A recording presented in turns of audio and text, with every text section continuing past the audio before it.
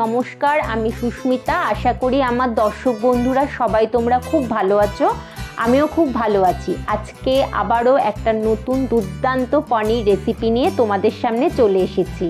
এরকম নতুন নতুন রান্নার রেসিপি দেখতে হলে প্রত্যেক মঙ্গল, বৃহস্পতি আর শনিবার কিন্তু অবশ্যই আমার চ্যানেলকে ফলো করতে হবে। তাহলে দেরি না করে চলো দেখে নিই আজকের রান্নার রেসিপিটা। সবার প্রথমে দেখতে পাচ্ছ একটি পাত্রের মধ্যে আমি 200 গ্রাম পনির নিয়ে নিয়েছি। এই পনিরটাকে সামান্য নুন আর শুকনো লঙ্কার গুঁড়ো দিয়ে ম্যারিনেট করব এবং এর টেস্টটাকে একটু অন্যরকম করার জন্য হাফ পাতিলেবুর রস আমি এখানে দিয়ে দেবো। আর এই ম্যারিনেশনটা রাখতে হবে ঠিক 10 থেকে 15 মিনিটের জন্য। ফ্রাই প্যানও নেওয়া হয়ে গেছে, সেখানে আমি রিফাইন তেল দিয়ে দিয়েছি। তেল গরম হয়ে গেছে। সবার প্রথমে ম্যারিনেট করা পনিরগুলোকে ভেজে নিতে হবে। লো টু মিডিয়াম ফ্লেমে রেখেই আমি পনিরগুলোকে ভেজে নেব। পনির ভাজা হয়ে গেছে। পনিরগুলোকে একটি পাত্রে তো তুলে রাখবই। আর তোমরাও চেষ্টা করবে পনির ভাজা হওয়ার পর উষ্ণ গরম জলের মধ্যে পনিরটাকে ভিজিয়ে রাখতে, তাহলে পনিরটা কিন্তু খুবই সফট থাকে। ফ্রাই প্যানের মধ্যে আরও বেশ খানিকটা আমি রিফাইন তেল দিয়ে দিয়েছি। এবার এর মধ্যে আমি গোটা জিরে, গোটা গোলমরিচ, এলাচ আর লবঙ্গ দিয়ে দেবো। 10 থেকে 20 সেকেন্ডের জন্য ভেজে নেব। ভাজা হয়ে গেলে একটা মাঝারি সাইজের পেঁয়াজকে আমি স্লাইস করে কেটে রেখেছিলাম, সেটাও দিয়ে দিয়েছি। দেওয়া হয়ে গেলে পেঁয়াজটা যখন ভাজা ভাজা হয়ে যাবে, 1 চামচ এখানে আদা রসুন বাটা আমি দিয়ে দেবো এবং একটি মাঝারি সাইজের টমেটো দিয়ে দেবো। টমেটোটা তাড়াতাড়ি যাতে একটু নরম হয়ে যায় তার জন্য এখানে সামান্য পরিমাণ নুন দিয়ে দেবো। ভালো করে কিন্তু মশলাটাকে কষিয়ে নিতে হবে। এ সময় আমি একটু ঢাকা চাপা দিয়ে দেবো 5 থেকে 7 মিনিটের জন্য, যাতে মশলাটা সবকটা উপকরণ নরম হয়ে যায়। দেখো সবকটা উপকরণ ভালো করে নরম হয়ে গেছে। এরপর আমি এটাকে ঠান্ডা করে নিয়ে এর একটা মিহি পেস্ট বানিয়ে নেব। মিহি পেস্ট বানানোর সময় আমি 5টা কাঁচা লঙ্কা এখানে অ্যাড করব।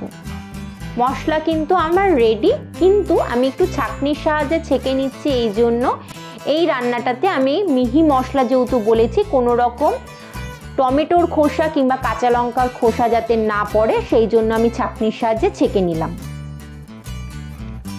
এরপর আমি ফ্রাই প্যানের একই তেলের মধ্যে আমরা যেরকম মিডিয়াম সাইজের পেঁয়াজ কাটি সেরকম পেঁয়াজই আমি এখানে কেটে নিয়েছি এবং সেটাকে লাল করে ভেজে একটি পাত্রে তুলে রেখেছি।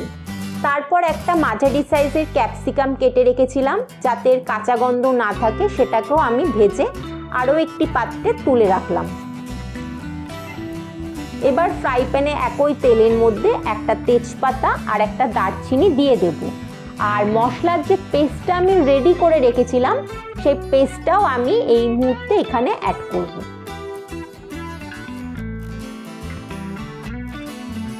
রান্নাটা একটু স্পাইসি করার জন্য আরও বেশ খানিকটা আমি এখানে লঙ্কার গুঁড়ো দিয়ে দেব, সামান্য একটু নুনও দিয়ে দেব এবং হলুদও দিয়ে দেব। আর আমার ঘরে তৈরি করা ধনে গুঁড়ো আছে, সেই ধনে গুঁড়োটাও আমি 1 চামচ এখানে অ্যাড করব।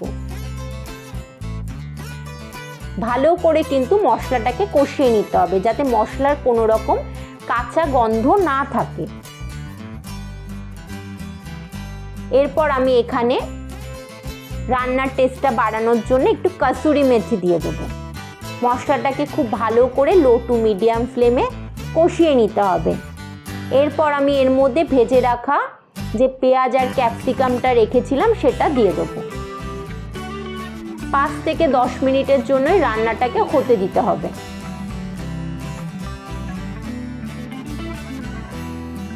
এরপর আমি এর মধ্যে দেখতে পাচ্ছ পনিরগুলো দিয়ে দেব আর 10 মিনিটের জন্য আমি রান্নাটাকে হতে দেব।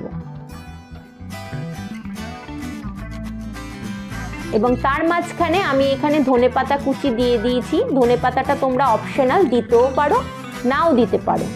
আরও 5 থেকে 7 মিনিটের জন্য ঢাকা চাপা দিয়ে আমি রান্নাটা হতে দেব। 5 মিনিট পরে ফিরে এসেছি। এরপর আমি এর মধ্যে 1 চামচ গরম মশলা দিয়ে দেবো। গরম মশলা দেওয়ার পর ঠিক 1 মিনিটের জন্য রান্নাটা হতে দেব। আজকে আমার পনির তৈরি হয়ে গেছে। আশা করি এই রান্নার রেসিপিটা তোমাদের খুবই ভালো লাগবে। আমি চাই তোমরা সবাই একদিন বাড়িতে ট্রাই করো। যদি ভালো লাগে অবশ্যই আমাকে লাইক করো, শেয়ার করো এবং কমেন্টসে জানিও কেমন হয়েছে।